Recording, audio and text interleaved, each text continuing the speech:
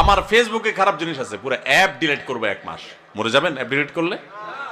আমার ইউটিউবতে খারাপ জিনিস আছে, পুরা অ্যাপ ডিলিট করে ফেলবো, আনইনস্টল করে ফেলবো। মরে যাবেন আপনি?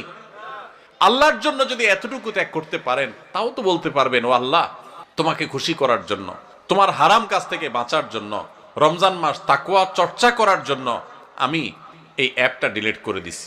আমার অমুক খারাপ বন্ধু ছেড়ে দিছি, অমুক বদভ্যাস ছেড়ে দিছি, দোকানদারি করি 2 নম্বরই করা ছেড়ে দিছি, কাস্টমার হই দোকানদারের সাথে 2 নম্বরই করা ছেড়ে দিছি, অফিসে চাকরি করি ঘুষ দুর্নীতি করি নাই, সবকিছু ছেড়ে দিছি।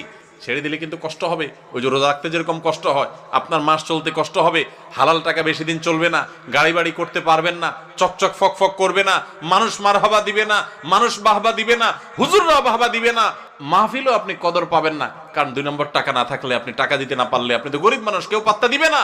কিন্তু আল্লাহর কসম, আপনার মালিক ভুল করবে না। জীবনের সূর্য ডুবার সাথে সাথে